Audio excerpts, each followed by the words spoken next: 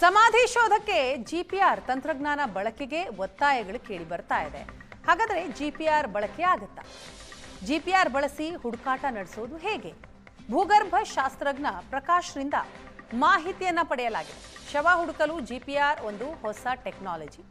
ದಿನಕ್ಕೆ 100x100 ಜಾಗದಲ್ಲಿ ಹುಡುಕಬಹುದು. ಮೆಟಲ್ ವಸ್ತುಗಳೇನಾದರೂ ಇದ್ರೆ ಬಹಳ ಸರಳವಾಗಿ ತಿಳಿಯತ್ತೆ ಅಂತ ಮಹೇಶ್ ಅವರು ಹೇಳಿದ್ದಾರೆ. ಹುಡುಕಾಟದ ವೇಳೆ ವಸ್ತು ಕಂಡು ಬಂದ್ರೆ ಅಲರ್ಟ್ನೆಸ್ ಕೊಡುತ್ತೆ.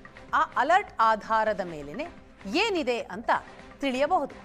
ದಪ್ಪ ಮೂಳೆಗಳಿದ್ದಾಗ ಅದಕ್ಕೆ ಗೊತ್ತಾಗಲಿದೆ. 100% ಸಕ್ಸಸ್ ಅಂತಾನೂ ಹೇಳೋಕೆ ಆಗಲ್ಲ. ಸಕ್ಸಸ್ ಸಾಧ್ಯತೆಯೂ ಇರಲಿದೆ. ಧರ್ಮಸ್ಥಳದಲ್ಲಿ ಮಳೆ ಬೀಳ್ತಾ ಇರೋದ್ರಿಂದ ಬೇಗ ಮೂಳೆಗಳನ್ನ ಕಂಡು ಹಿಡಿಯೋದು ಕಷ್ಟ ಅಂತಲೂ ಕೂಡ ಅವರು ಹೇಳ್ತಾರೆ.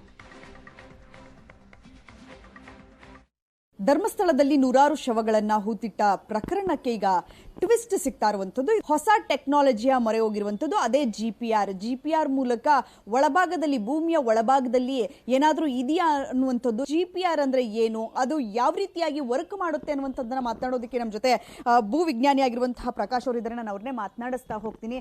ಸರ್, ವಿಶೇಷವಾಗಿ ನಮಗೆ ಒಂದು ಪ್ರಶ್ನೆ ಮೂಡುವಂಥದ್ದು, ಜಿಪಿಆರ್ ಅಂದ್ರೆ ಏನು? ಮೊದಲನೇದಾಗಿ ಒಂದು ಗ್ರೌಂಡ್ ಪೆನಿಟ್ರೇಷನ್ ರೆಡಾರ್ ಅಂತ. ಸೊ ಅದರಲ್ಲಿ ಏನಾಗಿದೆ, ಆ ಒಂದು ಲೈಟ್ ಬೀಮ್ ಅಥವಾ ಎಲೆಕ್ಟ್ರಿಕಲ್ ಸಿಗ್ನಲ್ನ ಒಳಗಡೆ ಕಳಿಸಿದಾಗ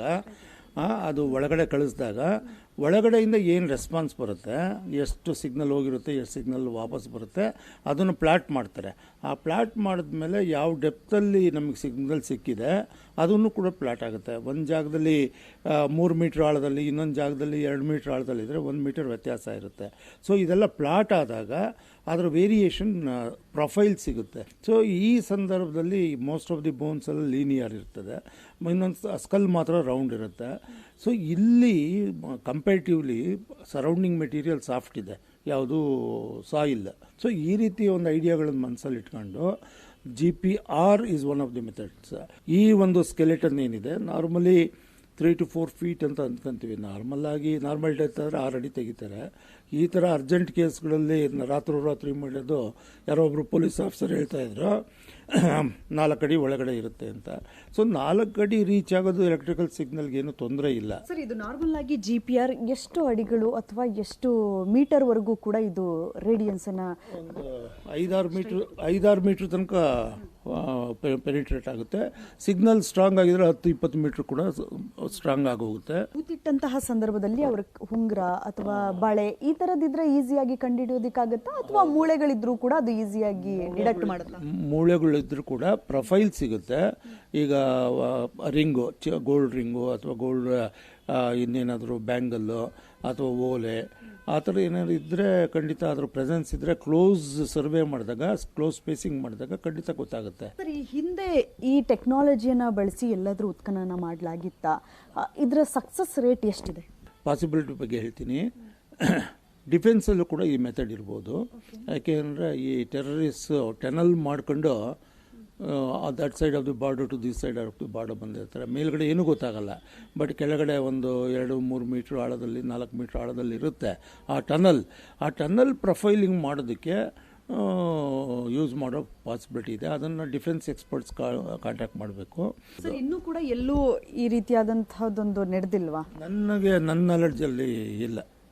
ಈ ಥರ ಇದೇ ಫಸ್ಟ್ ಟೈಮ್. ಈ ರೀತಿ ಕೇಸು ಕೂಡ ಫಸ್ಟ್ ಟೈಮು. ಇದು ಚಿತ್ರದುರ್ಗ ಕೇಸ್ ಬೇರೆ, ಮಿಸ್ಯೂಸ್.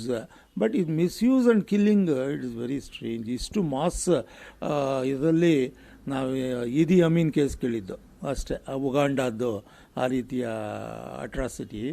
ಅದು ಬಿಟ್ಟರೆ ಇದು ನಮ್ಮ ಇಂಡಿಯಾದಲ್ಲಿ ಮುಖ್ಯವಾಗಿ ಈ ಜಿಪಿಆರ್ ಅನ್ನ ಮಷೀನ್ ಇಟ್ಟಂತ ಸಂದರ್ಭದಲ್ಲಿ ಅದು ಕಾಡಾಗಿರುವಂತಹ ಕಾರಣಕ್ಕಾಗಿ ಸಾಕಷ್ಟು ಮರಗಿಡಗಳು ಬೆಳೆದಿರುತ್ತೆ, ಅಲ್ಲಿ ಓಪನ್ ಗ್ರೌಂಡ್ ಇರಲ್ಲ.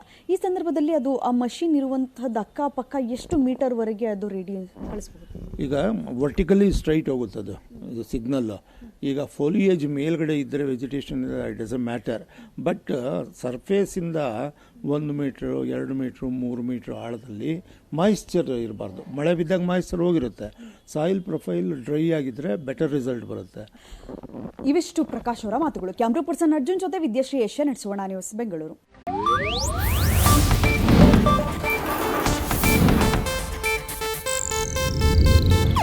ಇದು ಏಷ್ಯಾನೆಟ್ ನ್ಯೂಸ್ ನೆಟ್ವರ್ಕ್ ಪ್ರಸ್ತುತಿ.